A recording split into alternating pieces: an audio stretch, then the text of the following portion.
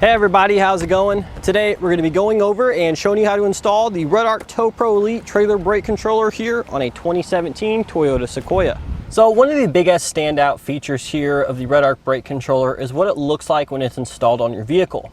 Now normally with a traditional brake controller, you're not only going to be drilling into your dash, you're going to be taking up some of that vital legroom getting in and out. A lot of people like to refer to those controllers as knee knockers, and that's a traditional style brake controller that's rather large and clunky.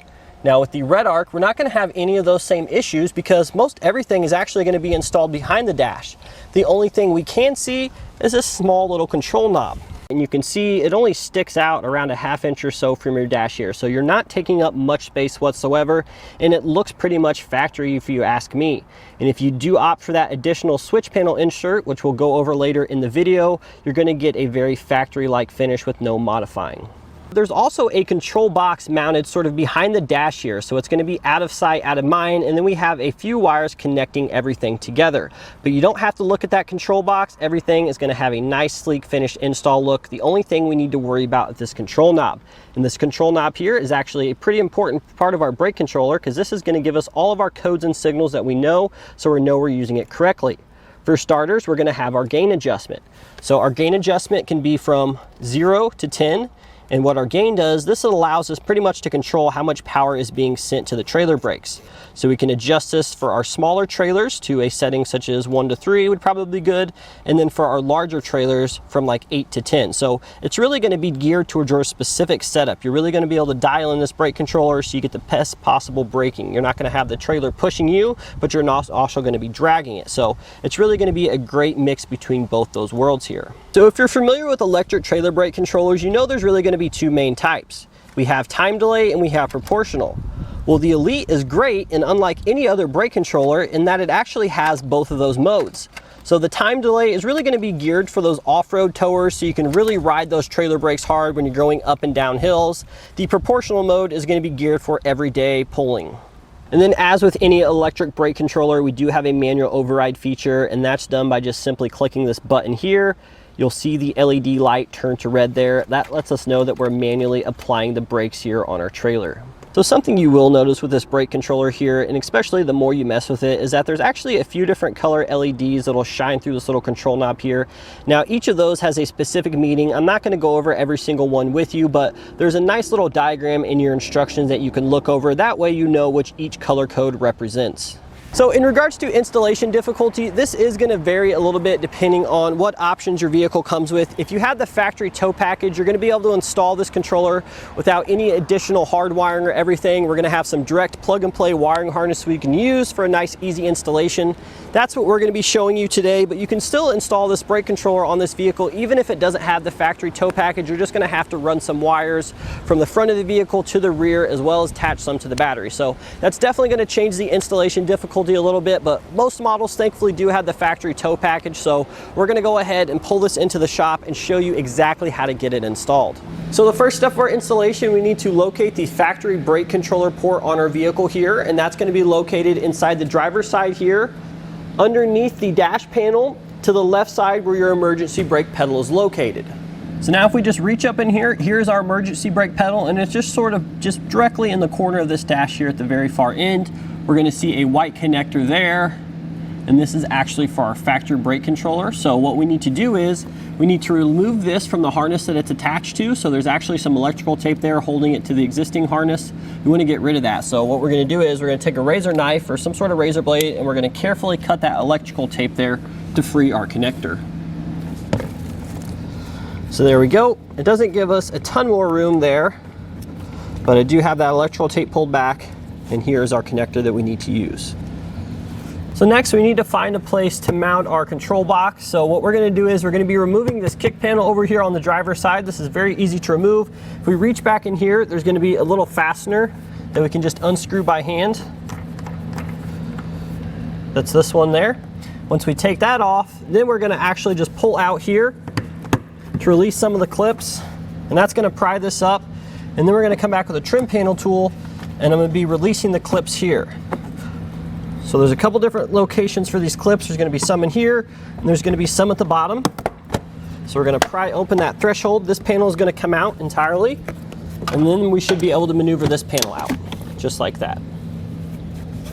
So now that we've got the panel out of the way, I can get a better look of what's behind it, and there is a ton of different wiring harnesses here, plugs and connectors, so there's not really a lot of room to mount it back here to this metal surface like I thought there was going to be. However, I did still find a good location for us. It's actually going to be on the back side of this panel.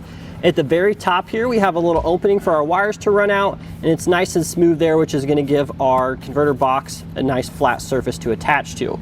So I went ahead and just checked for clearance there, and I do believe we're going to have enough room to mount that there. So that's where I'm going to choose to mount it. You can use a different location if you want. Just keep in mind, we want to make sure it's attached to a nice stable surface. We don't want to attach it to some wiring harnesses where it's going to be flopping around on us. So in order to attach our module box to the back of this panel here, we're going to be using a double-sided pad here. So this actually doesn't come with your kit. If you have some really heavy-duty tape, you can use as well. But basically, this is just going to stick on the back of the module box, and it's going to stick onto this plastic part here. We use these a lot here in our shop. You can find them locally. Whatever sort of adhesive you have to attach to the back of this panel, though, that's going to be fine.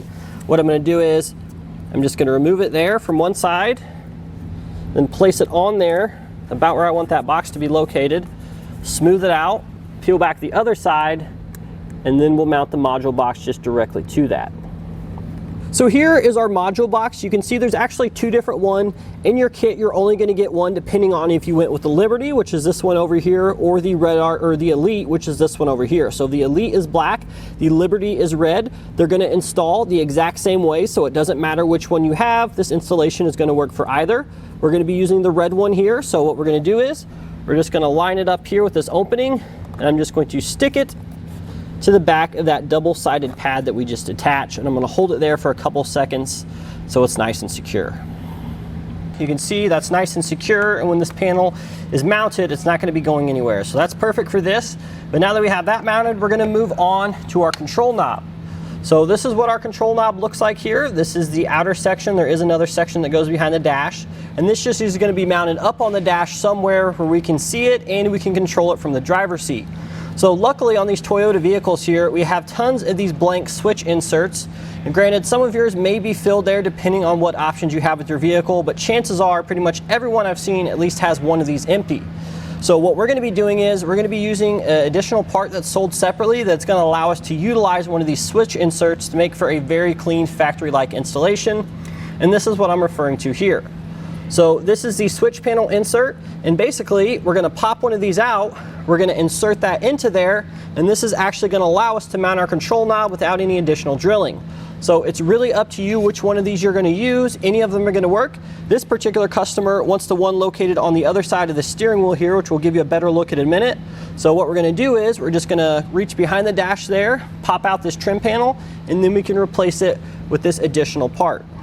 So here's that one over here on the right side of the steering wheel that this customer wants us to install it in. So we're just going to reach behind the dash and pop that out. Here's the new one we'll be replacing it with. And here's that control knob we showed you earlier. Now this is the part that gets installed behind the dash here. So this is actually going to line up pretty easy. We're going to have a little alignment pin at the top here along with our adjustment knob. So this is just going to fit in there like so. It's designed to fit together, so it's only going to go one way, and it's going to fit there nice and smoothly. Now once we have the two mated together, we're going to take our retaining nut there. We're going to go ahead and tighten that down. So usually you can tighten these enough by hand here. We'll test it in a second, but then we may need to come back with a wrench here and snug it up a little bit more. But in order to test this, basically you want to turn this dial all the way counterclockwise, align the 0 with the top there, and then press it on. Now what we're looking for in regards to the tightness of that retention nut, we want to be able to click the button on here. So I get a nice audible firm click there, and I know that the retaining nut is tight enough. If you can't get it to click, that's when you'll need to come back with a tool and give it another turn or two. Ready to install it onto the vehicle, but before we do that, we actually want to attach our data link cable to the back of it because it's going to be a heck of a lot easier to attach it now than it is when this is behind the dash. So we're going to take the 90 in here, and I'm going to attach the 90 in to the back of our switch there. It's only going to go in one way, and we should just hear it click when it's locked into place. And now I'm going to take the other end of this cable, I'm going to feed it through our switch insert hole, Feed it all the way through. And then we're going to make sure our switch is right side up, and then it should actually just lock into position once we have it on there.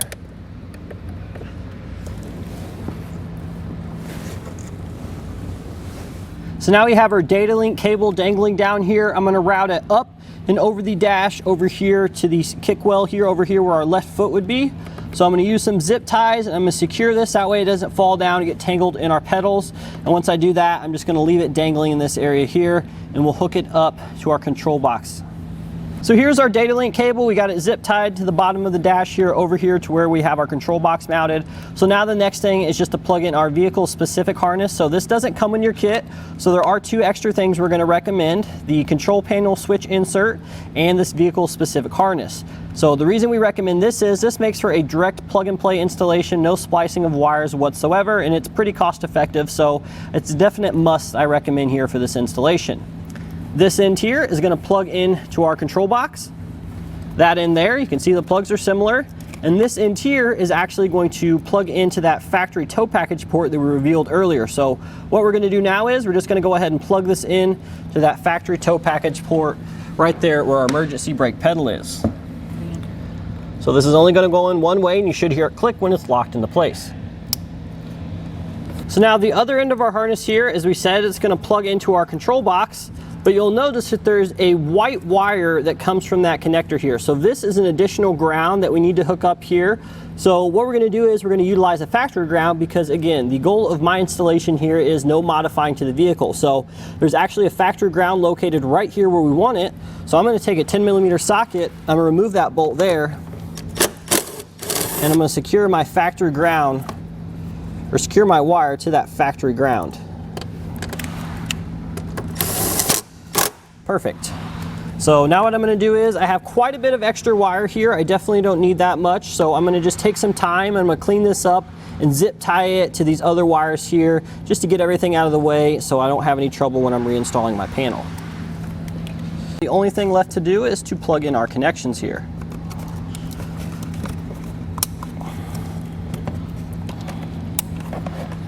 And now we'll just go ahead and re-secure the panel.